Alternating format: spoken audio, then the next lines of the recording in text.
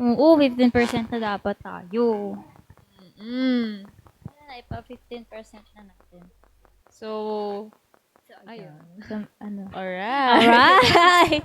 Alright. Alright! Ano oras po ba magigising si Kuya Rob?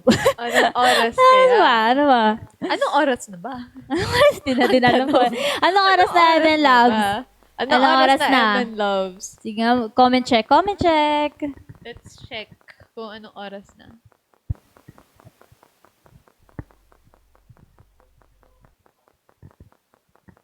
Tama.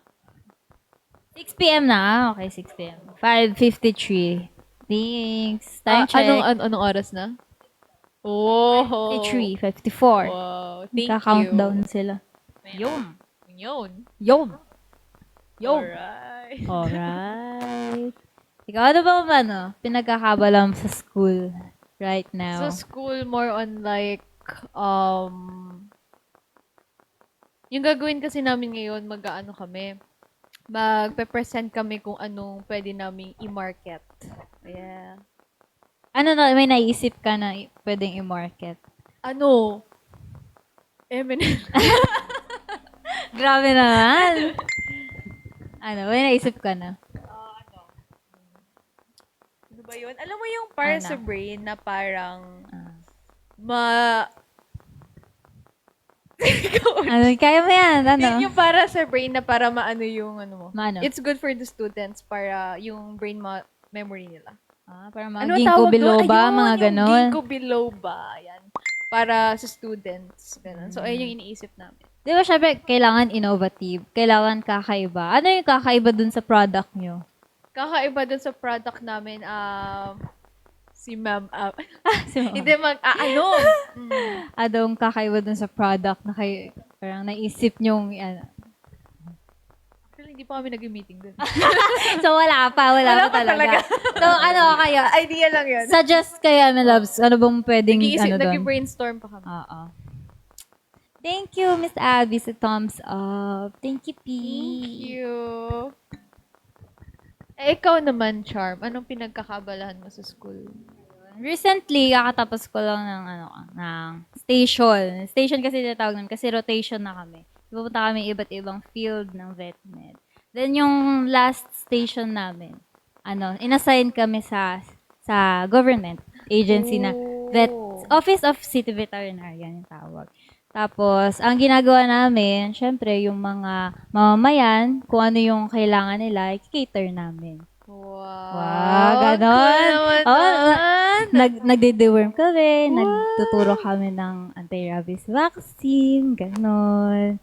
Tapos, kaya mo mag-inject sa dog ng, ayun, yung parang mga injection, ganon. Oo. Kaya, syempre, syempre. Hindi, kasi minsan, di ba, parang maawa kasi iiyak sila, ganun sila. Pero kasi for them naman kasi, like anti-rabies vaccine, para hindi sila magkaroon ng rabies. Ganon. Yes. Yung iba naman, minsan tinuturo ka namin ng vitamins, lalo na kapag hindi sila, well, ganon. Di ba, meron silang sakit. Ayun, tinuturo ka namin ng mga vitamins, ganon. Ay, hirap naman nun. Ahas. Mga wildlife vet lang ang kaya nun. Kasi yun yung specialization nila. Tapos, ang pinaka-interesting na nangyari dun sa station na yun is, kung kailan last day, di ba? Nung last day, pumunta kami sa isang parang goat farm. Wow, goat farm! Nagganon ka ng... Nakapag-try ako nun. Pero yung ginawa namin last time sa goat farm, kasi yung mga goat doon, nagkaroon ng ubo, tsaka nag-diarrhea. Nagkakaubo din pala sila. Oo, kasi susceptible sila kasi mahina sila sa cold. Mahina sila sa lamig. Yung mga goats, mahina sila sa lamig. So, nagkasakit yung mga goat dun sa goat farm na yun. Then, ang ginawa namin, with the supervision ng vet, nagturo kami ng antibiotic and vitamins sa kanila. Yun yung pinaka parang highlight nung naging duty ko dun sa station. Oo. Ang cute kasi parang ang dami din namin tinurukan. Wala, ang saya ng Saya experience na naman yun nun. for me. Ayun ba yung pinaka-unforgettable na experience mo? So far, yes. So far, thank you ayun. po sa Puppy Kisses Body Wow, Cute. thank you. Thank you so much for the Yay. love and support. Tapos may interesting case pa. Kasi may isang beses, dinala yung goat din. Laging goat. Good. Ang daming goat siguro doon. Oh. Kaso, kinagat ng aso. Kinagat ng aso Kinagat yung ng goat. aso yung Saan goat? ka makakita ng gano'n, di ba? Oh my God. Please. Tapos, Nakakarinig ng ang gano'n. kwento. Ang cute. Okay. Kwento ng owner, gusto kasi nung parang gusto makipaglaro ng dog dun sa goat. Parang gano'n. Gusto makipaglaro ng aso? Ba't niya kinagat? Ay, parang kasi di ba yun yung play Ah, nila? oo nga. Di ba nag-play bite sila? Oo nga pala, mahilig palang mag-bite yung mga dogs pag gusto nila mag-play. Kawawa. Pero ano nangyari nung kinagat? Ay, syempre, kasugat-sugat. Oh ganun. my God. Oo, promise. Kawawa yung goat. Kawawa yung Actually, hindi lang isang goat, dalawa. Dalawang goat, tapos 4 na aso. Grabe, di ba? Grabe naman yun. Napaka-intense naman ng dog na yun. So, oo. anong ginawa niyo sa Pag ganun kasi, pag ganun case, yung mga dog under, observation. Yung mga dog, observation. kailangan, pag nakakagat yung dog, kailangan, i-ano mo sila. Parang, i-cage mo muna sila under observation ng 14 days. Kailangan, ikulong mo muna sila. Kasi baka meron silang rabies. 14 days Oo. mo malalaman. Yun kasi parang Within incubation 14 period. days. Oo. Within 14 days kasi, kapag may rabies yung dog, mamamatay sila. Pati din ba yung... Yun. yung mga yung mga yung nakakagat? tao kapag Oo, nakagat? oo naman. Both daw ang sila. kapag tao Pag- naman, Pag di ka ata nakapag-inject.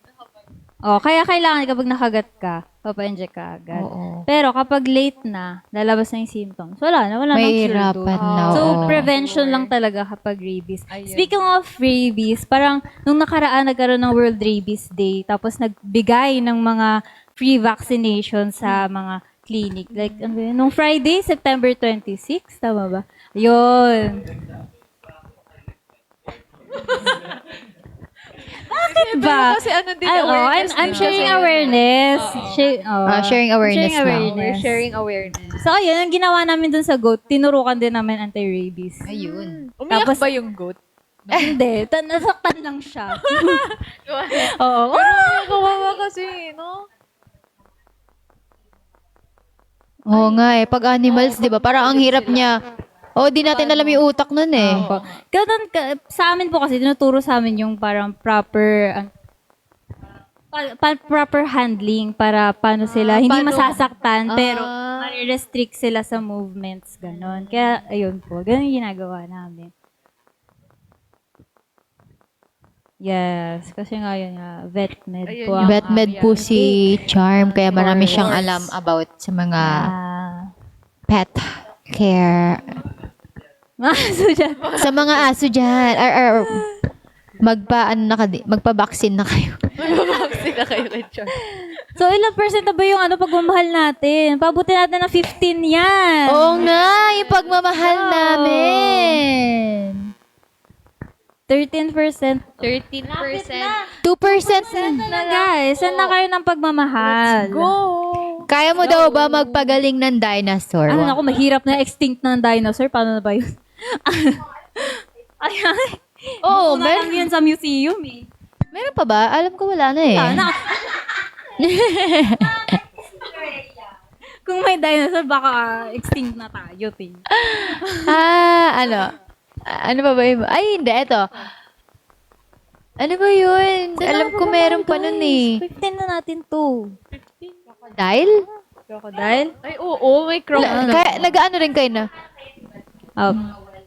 Hindi yun. Hindi yun eh. Specialization, depende sa'yo kung saan kang field. Kung gusto mo doon sa wildlife, pwede naman. Tapos mag-take ka lang ng mga seminars, ganito, para malaman mo paano sila handle. Okay. Noted po. Paano Ano pag may pala, sakit no? ang alagang lamok? Ay, mahirap yan kasi mag-spread sila ng disease. Ganun yun. Ayun. Pero totoo, madaming disease na kikarry ng lamok. Kaya, pest sila. Kaya pala parang nagkakaroon ng mga... Name one, dengue, malaria. Oo, ayun. Malarial. Tapos encephalitis. Ay, hindi ko alam. Yun. Encephalitis kapag yung parang namamaga yung brain mo dahil sa Ay, virus. grabe. Diba? Nakatakot Oo, naman yun. nangyayari yun. Oh Kaya my God. kapag nagkaroon kayo ng lagnat, wag niyong baliwalain. Magpa-check up na agad kayo. Ah, Wala kapag ginagawa, symptoms dapat talaga. yun. Oo, Pwede siyang check up. symptoms. Ayun, lagnat po talaga. Yun talaga yung first po. Then yung sunod malala na siya agad. Ano yung nilalagnat tas minsan nagdudugo ilong? Ay, sorry. Kapag ganun, baka mamaya may dengue ka na kasi Ayun hindi. Ayun, dengue pala. Nainita. Napagod lang pala, no? Maganda sa life. wala nang gamot yung dengue, yung lamok na may dengue. Patayin mo na yun. Unahan mo na kaysa ikaw magka-dengue. Eh, yun langaw ba? Nung Uy, madami ding... Totoo ba? Madami talaga as in. Kasi medyo ako sa langaw eh. Kunyari, nadapon yung pagkain ko ng langaw. Di ko na kinakain eh. Ay, ako din. Super dami talaga, promise. Super dami.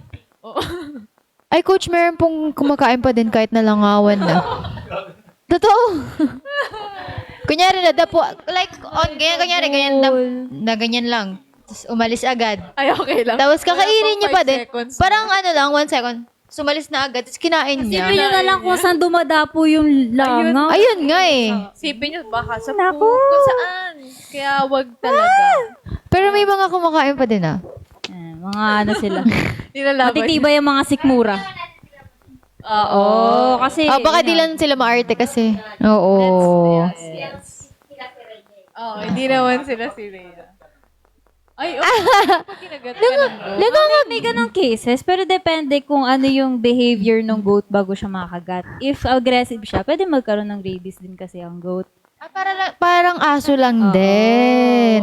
Kasi 'di ba sa aso kapag ka aggressive, may chance na magkaroon ng rabies. Tapos kapag ka nakikipaglaro lang yung kagat niya, wala lang 'yan, no.